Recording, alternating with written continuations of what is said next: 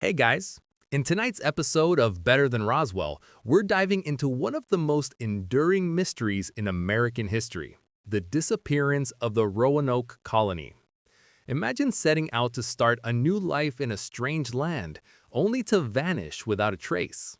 That's exactly what happened over 400 years ago, and to this day, historians, archaeologists, and storytellers are still trying to unravel the truth behind what happened.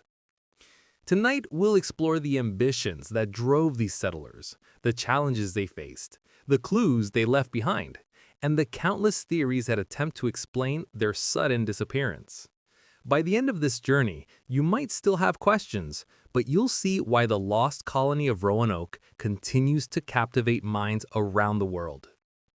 Before we dive deeper, here's what we know so far. The first English settlers arrived on Roanoke Island in 1585, but struggled to survive and eventually returned to England. A second group arrived in 1587, led by John White, including families and the first English child born in America, Virginia Dare. When White returned from England 3 years later, the entire colony had vanished, leaving only the word CROATOAN carved into a post. No bodies, no clear signs of struggle, nothing. That's the mystery we're unraveling tonight. In the late 16th century, England was a nation brimming with ambition and restless energy. Queen Elizabeth I had ruled for decades, and her kingdom sought to expand its influence across the globe. Spain dominated the seas, its treasure-laden fleets returning from the Americas, and England hungered for a foothold in the New World. Merchants, adventurers, and aristocrats saw opportunity in this vast, unclaimed land, a chance for wealth, prestige, and power. Explorers roamed the Atlantic, mapping coastlines, observing strange lands, and recording their findings in meticulous journals. One such expedition, in 1584, scouted the shores of a narrow stretch of land along the outer banks of modern-day North Carolina. The scouts were met with dense forests, clear rivers, and abundant wildlife, a land that seemed almost tailor-made for a new settlement. Reports flowed back to London, painting a picture of a paradise waiting to be claimed. Investors in the Virginia Company imagined crops thriving in the fertile soil, English homes standing proudly along the coast, and a colony that would serve as a gateway to trade, resources, and influence. The dream of Roanoke was born, a vision of England's promise across the Atlantic, a bold attempt to carve a permanent home in the Americas. But the dream was not without danger. The New World was unfamiliar and untamed. Reports warned of harsh storms, treacherous tides, and the unpredictability of local Native American tribes. Disease, starvation, and isolation were constant threats. Yet the allure of opportunity outweighed the fear.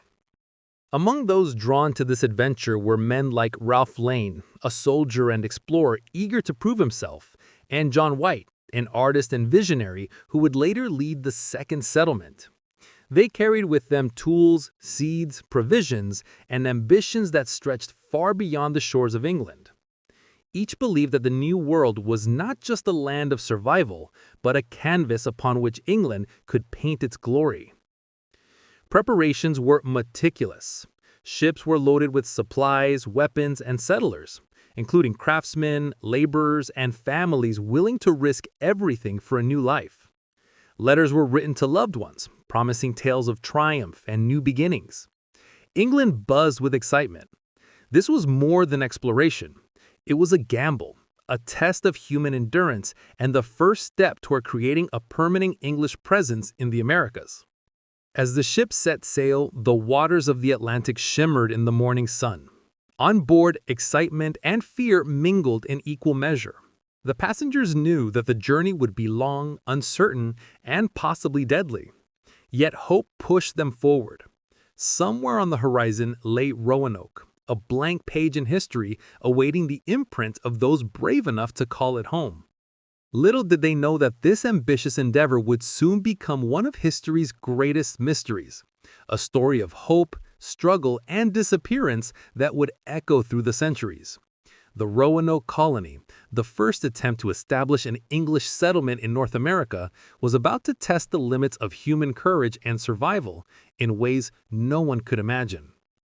In 1585, the first group of English settlers arrived on Roanoke Island, stepping on the sandy shores of a land both beautiful and unforgiving. The sun glinted off the waters, the dense forest whispered secrets of the unknown, and the air was thick with the scent of salt and pine. For many, it was the beginning of a grand adventure. For others, a test of endurance that would challenge their very will to survive. Ralph Lane led this initial expedition, a man of discipline and ambition. Alongside him were soldiers, craftsmen, and laborers, each selected to lay the foundation of England's first permanent colony in the New World.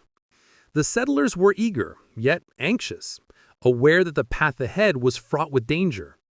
The surrounding forests teemed with wildlife, and the rivers promised fresh water and food, but they also concealed hidden threats: venomous snakes, aggressive predators, and the unpredictability of nature itself. Their first days were filled with relentless labor. The men chopped trees to build crude shelters, cleared land for crops, and attempted to map the island.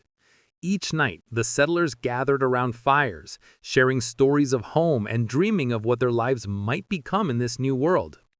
Yet even as they worked, the reality of isolation weighed heavily on them. Letters sent back to England spoke of hope, but also of fear, hunger, and exhaustion. Supplies were limited, and any mistake could have devastating consequences. Relations with the Native American tribes were fragile from the start. The local Algonquin-speaking tribes were wary of the newcomers. Some interactions were cordial, with limited trade of food and tools, but others quickly turned tense. Misunderstandings over resources, territory, and cultural differences led to skirmishes and hostility. The settlers, relying on their weapons and European training, struggled to navigate these delicate encounters. Starvation soon became a grim reality. Attempts to cultivate crops often failed due to unfamiliar soil and climate. Hunting and fishing provided some relief, but the English settlers were unprepared for the challenges of sustaining themselves in a land that demanded adaptation and resilience. Disease, too, took its toll. Sickness spread quickly among cramped quarters, leaving men and women weak and vulnerable. Each passing week tested the endurance of the colony, threatening to unravel the fragile bonds that held them together. Morale fluctuated as days turned into weeks and weeks into months. Letters sent back to England grew more desperate, hinting at frustration and despair. Some settlers questioned whether the dream of Roanoke was worth the suffering it demanded. Others clung to hope, believing that with perseverance and divine favor, they could thrive where no Englishman had before. Despite the hardships, moments of triumph emerged. Small victories, like a successful hunt or a day of peaceful trade with a local tribe, were celebrated around the fire. The settlers began to learn the rhythms of the land, the tides, the seasons, and the behavior of the native plants and animals. Slowly, they started to carve a tentative existence in the wilderness, blending English determination with lessons learned from those who had lived on the land for generations. Yet the fragility of their situation loomed over every action. Storms battered the coast, destroying shelters and washing away supplies. Internal tensions occasionally flared as men argued about leadership, resources, and survival strategies. The line between hope and despair was razor thin, and each decision carried weighty consequences. After a year, the first colony faltered. Many of the settlers, exhausted and disillusioned, decided to return to England. The attempt to establish a permanent foothold had failed, but the experience provided invaluable knowledge for future ventures. England viewed Roanoke as a temporary setback rather than a final defeat. The island had proven that survival in the New World required preparation, resilience, and an understanding of the land and its people. Ralph Lane and his remaining men left behind only traces of their presence, remnants of shelters, small gardens, and records in journals that detailed both triumph and tragedy.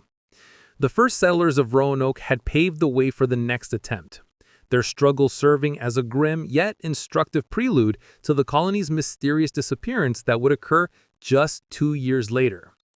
The story of these first settlers is a tale of courage and endurance, but also of caution. A reminder that ambition, no matter how bold, must contend with the unforgiving reality of the unknown. Roanoke was a land of promise, but it was also a land that would test every fiber of human strength and resolve.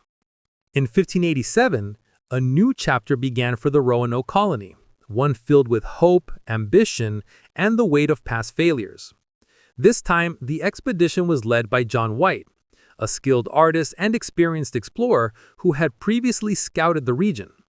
White carried with him not just supplies and settlers, but a vision of a thriving English colony, a permanent foothold in the New World that would endure where previous attempts had faltered. Among the settlers were families, craftsmen, soldiers, and the very first English child born in America, Virginia Dare. The single word CROATOAN, carved into a post at the abandoned Roanoke settlement, became both a clue and a riddle. CROATOAN Island, located a short distance south of Roanoke, was home to a friendly native tribe known for its cooperation with English settlers. Could this have been where the colonists had gone? Or was it a sign of something far more mysterious?